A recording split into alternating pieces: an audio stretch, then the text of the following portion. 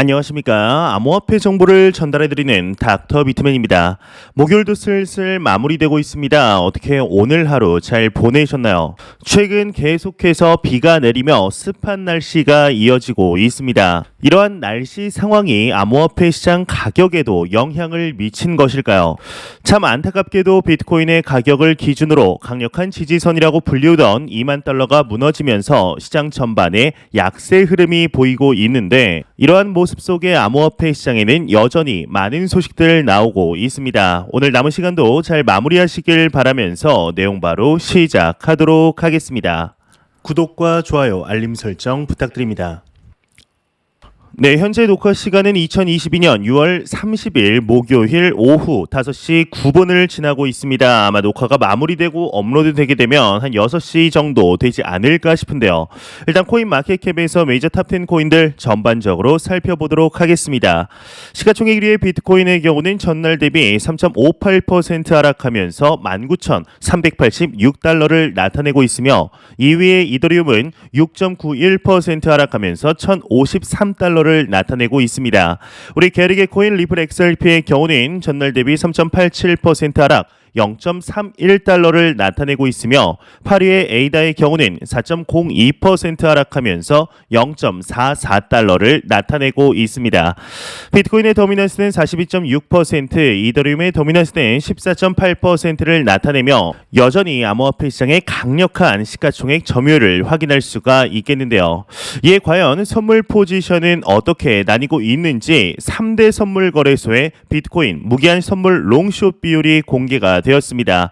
일단 첫 번째로는 바이낸스 거래소의 경우는 롱 포지션이 다소 높습니다. 50.36%. 2위의 FTX 거래소 또한 롱 포지션이 50.42%로 다소 높은 모습을 보여주고 있는데 3위의 비트겟 거래소의 경우는 숏 포지션이 높습니다. 50.37%를 나타내며 일단 전반적으로 보았을 때 단기적으로는 조금 더 상승할 것 같다라고 보는 선물 투자자분들이 많은 상태이죠. 이게 참 좋은 소식들만 나오면 좋겠지만 현재까지 진행돼 오던 암호화폐 시장의 약세 모습 속에 부정적인 소식들 나올 수밖에는 없는 것 같습니다. 특히 지난 5월 초 발생한 루나 사태 이후에 과도한 레버리지로 다수의 암호화폐 기업들의 연쇄 도산 소식과 특히나 해킹 소식이 이번 2분기 참 다양하게 시장에 이렇게 침투를 했는데요. 예, 하나의 데이터가 나왔습니다. 이제 지난 6월 암호화폐 업계 해킹 피해 규모가 전달 대비 무려 37%가 증가를 했다고 합니다.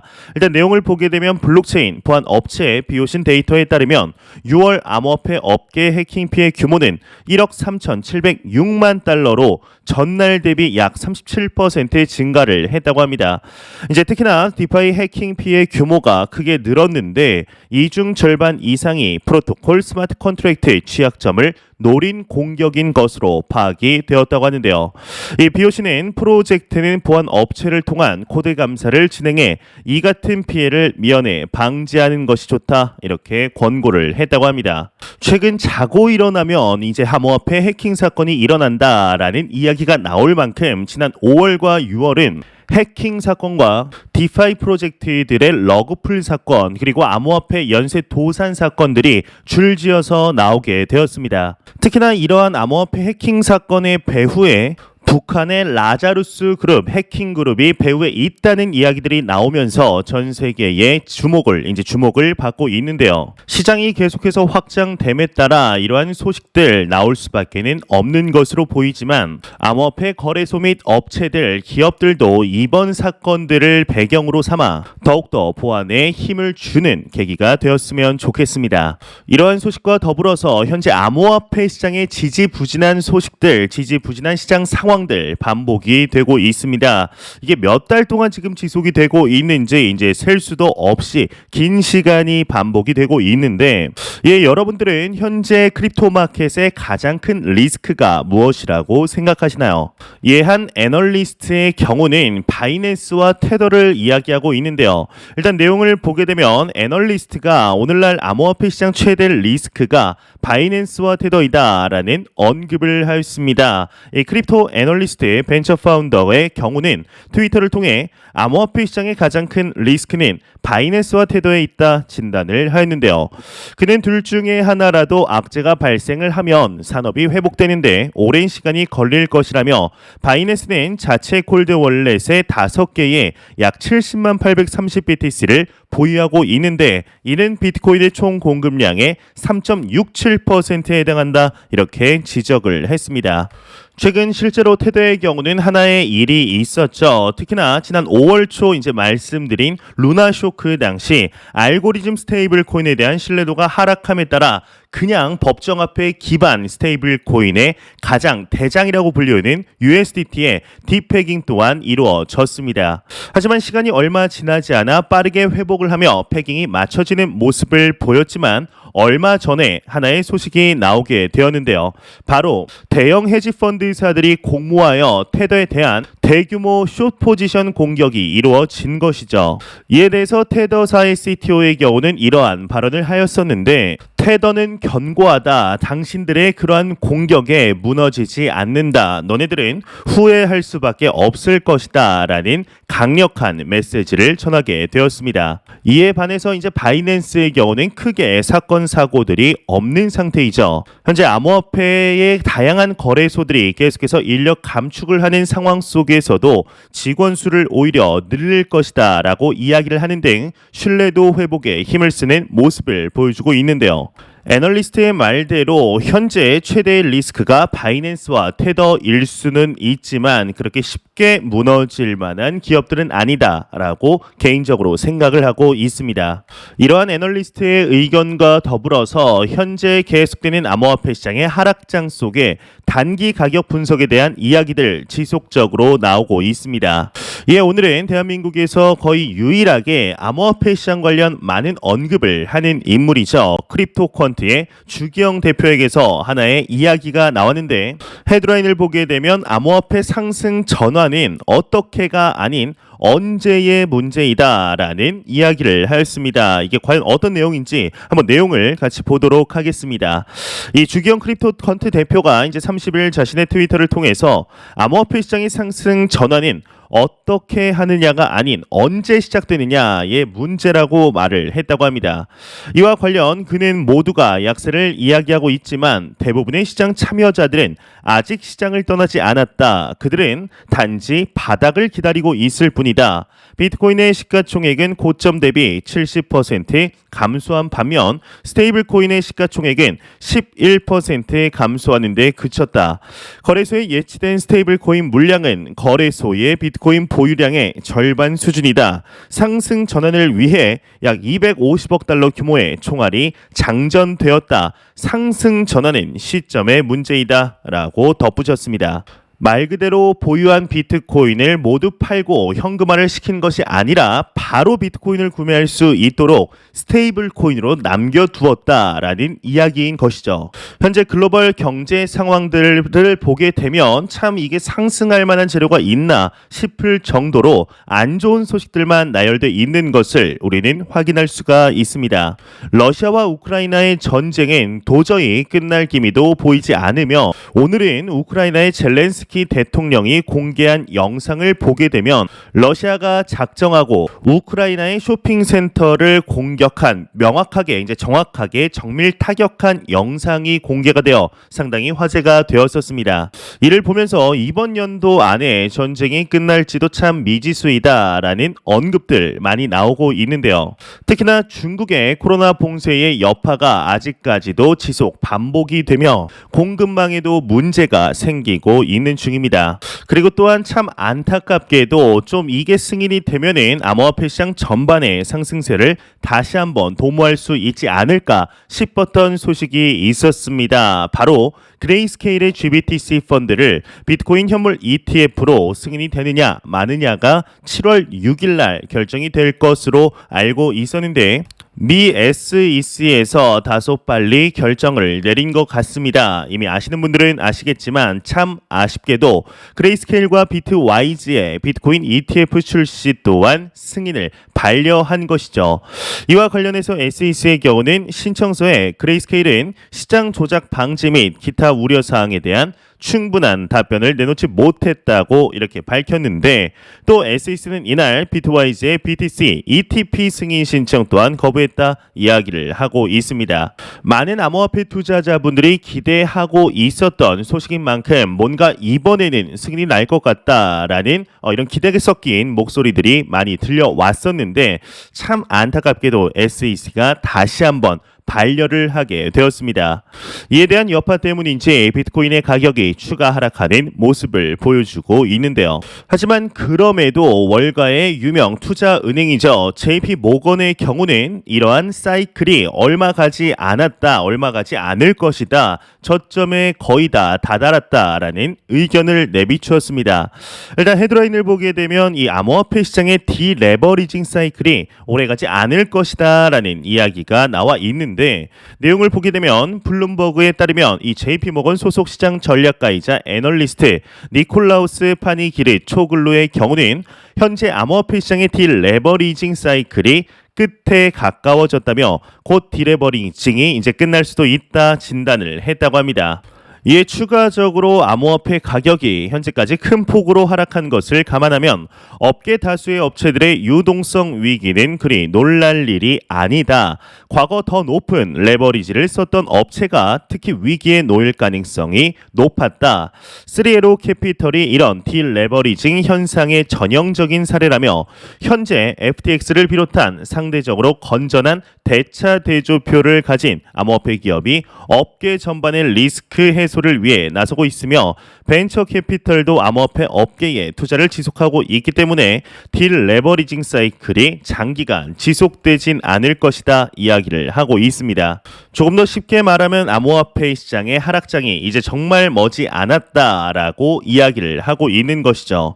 여러분들은 이에 대해서 어떻게 생각하시나요? 제가 현재 암호화폐의 다양한 커뮤니티 사이트를 돌아다니다 보면은 이 시장은 이미 끝났다라는 이야기들이 몇 달 전부터 지속적으로 나오고 있습니다. 이러한 이야기들을 비웃듯이 상승하는 암호화폐 시장의 모습을 우리가 확인할 수가 있어야 되는데 정말로 시장이 끝난 것 마냥 계속해서 하락을 하면서 여기는 이제 깨지지 않겠지 하면 또 떨어지고 여기는 깨지지 않을 것 같다라고 보이는 이런 지지선들을 무참히 하락하면서 지금의 가격까지 도달하게 되었습니다. 과연 일부 투자자분들의 이야기처럼 이 크립토 마켓은 더 이상 희망이 없는 시장인 것일까요? 하지만 개인적으로는 매 영상 말씀을 드렸고 6개월 전, 1년 전, 2년 전, 3년 전에도 말씀을 드렸다시피 지속적으로 성장, 확장될 수밖에 없는 시장이라고 저는 100% 확신하고 있습니다.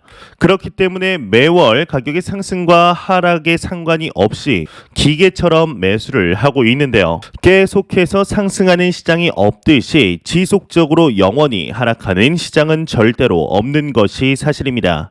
암호화폐 시장, 이 크립토 마켓이 완연하게 제도권 안으로 들어왔을 때 현재 무너진 크립토 마켓의 신뢰도가 규제적인 문제가 완비가 되며 다시 회복하며 전례 없던 유동성 자금들이 유입이 되었을 때 과연 이 시장은 지금과는 얼마나 다른 모습을 보여주게 될지 개인적으로는 기대할 수밖에 없는 것 같은데요.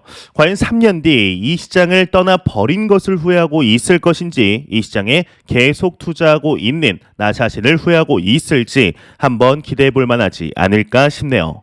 이러한 소식과 더불어서 시가총액 2위의 부대장 코인 이더리움의 이더리움 누적 소각량이 250만 개를 돌파했다고 합니다. 이제 평균 소각 속도는 분당 5.28 이더리움이라고 하는데요. 이러한 이야기들의 이제 여파일까요? 약 1000개에서 10만 개의 이더리움을 보유한 지갑들이 7일부터 공급량의 1.1% 상당을 추가 매집하고 있다고 합니다. 일단 내용을 보게 되면 암호화폐 온체인 데이터 분석 업체이죠. 센티멘트에 따르면 1000개에서 10만 개의 이더리움을 보유한 상어 및 고래 지갑들이 지난 6월 7일부터 이더리움의 가격이 39% 하락하는 동안 공급량 1.1% 상당의 이더리움을 추가 매집한 것으로 나타났다고 합니다. 이와 관련 1000개에서 10만 개 보유 지갑들의 매집 움직임은 역사적으로 이더리움 가격 추이에 직접적인 영향을 미쳤다 이렇게 설명을 하고 있는데 방금 JP 모건과 크립토컨트의 대표 주경 대표가 이야기를 한 것처럼 이러한 상호와 고래들을 또한 이제 하락할 만큼 하락했다. 가격이 바닥에 다 다다랐다. 저점 매수에 참 좋은 시기다라고 생각하는 것이 아닐까 싶습니다. 이러한 고래들의 소식과 더불어서 현재까지 나오는 내용들을 보았을 때 이 글로벌 거시 경제의 침체, 주식시장, 이 위험자산, 암호화폐 시장의 하락 속에서도 웹3 분야에 계속되는 벤처 캐피탈의 투자가 이어지고 있는 것을 확인할 수가 있습니다.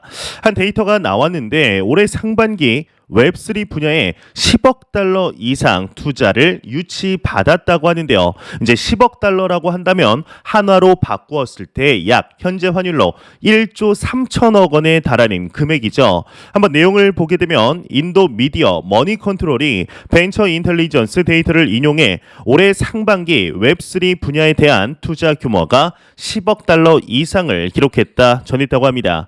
이는 지난해 총 투자액인 5억 달러를 크게 상회하는 수치인데 이 미디어는 이에 대해서 글로벌 경기 침체와 암호화폐 시장 약세에도 불구하고 웹3 분야에 대한 투자자들의 투자 의지가 강하다는 의미다라고 해석을 했다고 합니다. 한편 해당 분야에서 가장 활발한 투자로는 이제 폴리곤 스튜디오, 세콰이어 캐피털, 코인베이스, 우드스탁, 알파 웨이브 글로벌, 타이거 글로벌 등이 이제 꼽혔다고 하네요. 그렇다면 과연 웹3 관련, 웹 3.0 관련해서 코인이 과연 무엇이 있는지 제가 간단하게 한번 정리를 해보았습니다.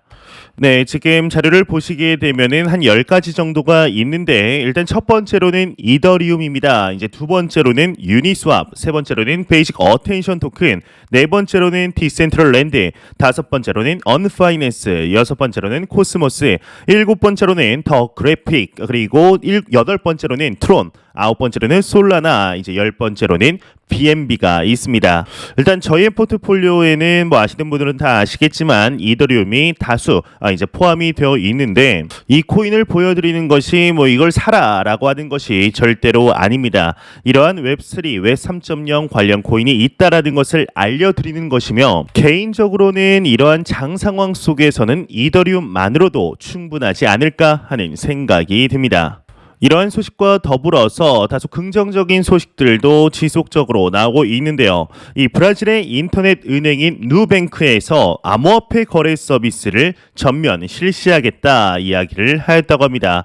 일단 브라질의 경우는 상당히 암호화폐 시장에 대해 좀 친화적인 국가이다라고 말씀을 드릴 수가 있을 것 같은데 지난 4월 경에는 암호화폐 시장에 대해서 합법화 법안을 채택 추진할 뿐만 아니라 지금 나온 이 누뱅크의 경우는 놀랍게도 워렌 버핏의 투자처로 알려진 은행입니다. 무려 10억 달러 하나로 약 1조 3천억 원 규모의 투자를 받은 이러한 기업인데요. 이 소식이 나왔기 때문에 워렌 버핏이 앞에서는 암호화폐 시장에 대해서 이렇게 부정적으로 회의적으로 이야기를 해도 뒤에서는 비트코인을 모으고 있는 것이 아니냐라는 이야기가 나오게 된 것이죠. 한번 다시 내용을 돌아가게 되면 내용을 한번 보도록 하겠습니다. 이 비트코인닷컴에 따르면 브라질 인터넷 전문은행 누뱅크가 브라질, 멕시코 및 콜롬비아 전역에서 약 5,400만 고객에게 암호화폐 거래 서비스를 제공하기로 했다. 이 서비스는 누뱅크의 어플리케이션 누를 통해 이용할 수 있으며 비트코인 및 이더리움 거래 및 입출금이 우선적으로 지원이 된다. 누뱅크는 이번 서비스 출시를 위해 블록체인 인프라 플랫폼 팍소스와 파트너십을 체결했다. 이렇게 이야기를 하고 있습니다. 지금 나온 소식이 우리나라로 친다면 뭐 토스뱅크나 카카오뱅크에서 암호화폐 거래 서비스가 전면 실시되었다라고 볼 수 있을 정도로 큰 소식임에는 부정할 수가 없습니다. 하지만 현재 글로벌 매크로적인 경제 상황들과 암호화폐 시장의 약세 모습들 속에서 이러한 소식이 암호화폐 시장의 상승을 이끌기는 힘이 부족해 보이는 것이 사실인데요. 현재 토스뱅크의 경우는 얼마 전에 아직까지는 가상자산 실명 계좌에 대해서도 다소 이렇게 생각을 하고 있지는 않다라는 입장을 명확하게 밝혔었죠. 하지만 카카오뱅크의 경우는 그래도 빠른 시일 내에 혹시나 또 이렇게 승리될 가능성이 좀 남아 있는 듯한 모습들을 보여주고 있는데요. 은행권과 핀테크 업계에서도 암호화폐 시장을 미래의 먹거리로 이제 보고 있는 만큼 대한민국에서도 이와 비슷한 소식들이 나오길 진심으로 바래 보겠습니다. 안 보고 가면 섭섭하겠죠. 마지막 크립토 공포 탐욕 지수입니다. 이제 전날보다 2포인트 더 하락을 했습니다. 이제 11포인트를 나타내면서 여전히 극단적인 공포 단계 나타내고 있습니다.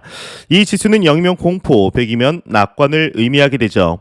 여기서 뭐 더 떨어질 게 있다고 또 떨어지는지 참 답답한 마음을 숨길 수가 없는 것 같은데, 이제 다가오는 7월 6일 날 현물 비트코인 ETF는 미리 이제 결정이 됐으니 이 FOMC의 회의록이 공개가 되게 됩니다.